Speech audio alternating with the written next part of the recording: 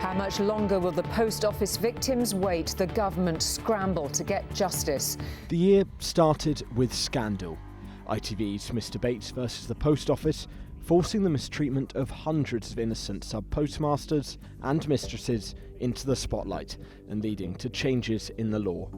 January also saw the birth of a star, as then 16-year-old Luke Littler became the youngest finalist of the World Darts Championship, narrowly missing out on the top spot. What can I say to them? Running out of energy. Also in the world of sport, Jurgen Klopp said he would be leaving Liverpool at the end of the season. In February, it was announced the King had been diagnosed with cancer and was beginning treatment. He postponed public duties but eventually resumed them a few months later. Russian opposition leader Alexei Navalny died while serving a prison sentence in a Siberian penal colony. The month also marked the 2-year anniversary since Russia's invasion of Ukraine, with tens of thousands having lost their lives since the conflict began. Scary face, stare of the great unknown. And police were called to the Willy Wonka experience in Glasgow when it didn't quite deliver what customers were promised. Oh my God. The Princess of Wales dominated the news in March. This photo, released by Kensington Palace, criticised after being digitally manipulated. She announced later that month that she had been diagnosed with cancer and was undergoing preventative chemotherapy, which she completed in September.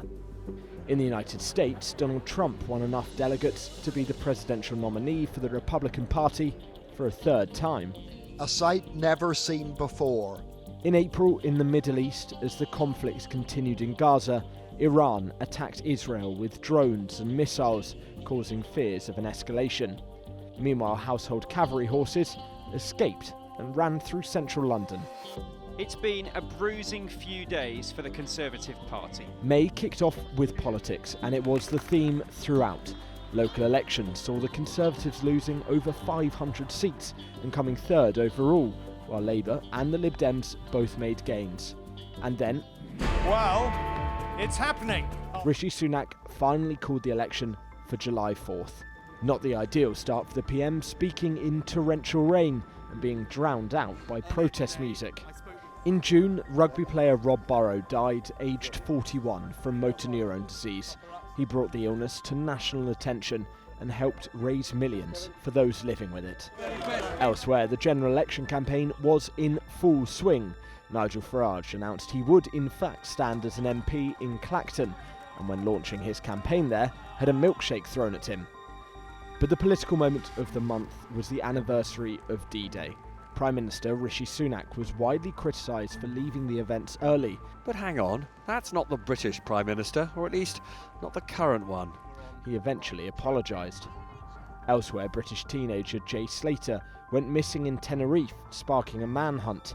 His body was eventually found in July. Looking for Harry Kane in the centre, and Bellingham is there! And England kicked off their Euros campaign, winning their first game against Serbia. More border patrol and more asylum officers. President Trump? I really don't know what he said at the end of that sentence. I don't think he knows what he said either. In the United States, Joe Biden performed disastrously in his first debate against Donald Trump, leading to calls for him to drop out. More of that later. Starmer's seismic moment delivered to Downing Street on a Labour landslide. July brought the end of the Conservative government as Labour won an historic election victory. Rishi Sunak was out of number 10 and Keir Starmer was in. The Lib Dems made significant gains, as did the Green Party and Reform UK, with Nigel Farage becoming an MP for the first time. But attention soon turned to the United States, where Donald Trump was targeted by a would-be assassin. The very next day, England lost to Spain in the final of the Euros, with Gareth Southgate resigning as manager. And as the month barreled ahead, Joe Biden announced he was dropping out of the US presidential race, backing his vice president, Kamala Harris. In Paris, the Olympics kicked off, and then, in Southport, 3 children died and 8 others were injured after a stabbing at a Taylor Swift-themed dance workshop. The event sparked days of riots and unrest. In August, the suspect in those stabbings was named as Axel Rudakabana.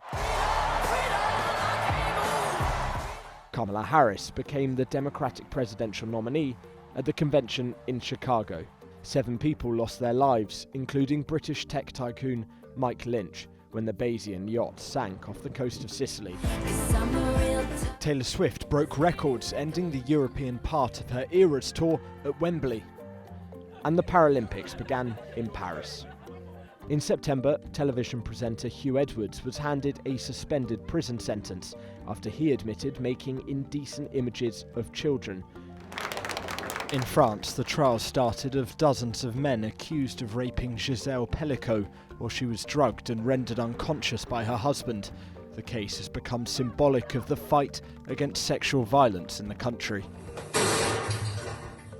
Meanwhile, in the Middle East, an Israeli attack saw thousands of pagers intended to be used by Hezbollah explode simultaneously, killing more than 40 people.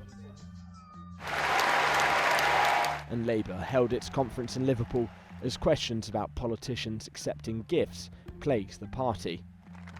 October saw the death of former Scottish First Minister Alex Salmond. He was 69 years old.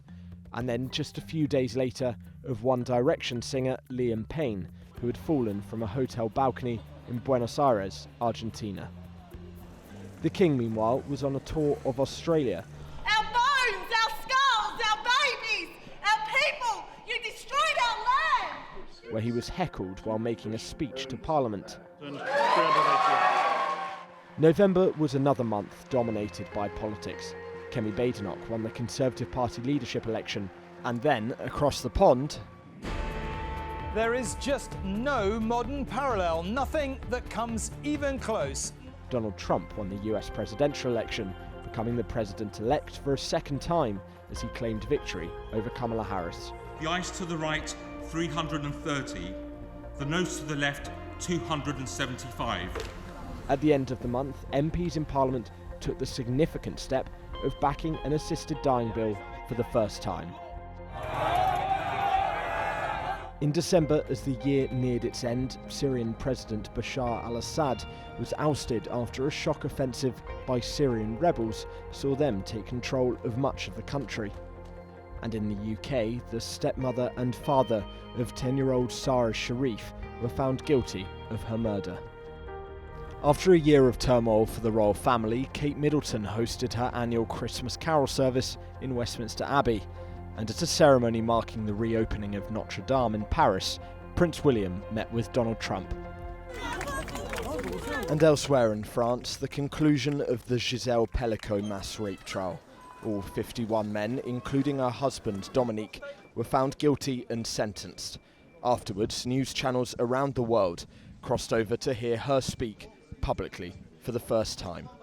J'ai confiance à présent en notre capacité à saisir collectivement un avenir dans lequel chacun, femmes et hommes, puisse vivre en harmonie dans le respect et la compréhension mutuelle. Je vous remercie. Vous êtes satisfaite des peines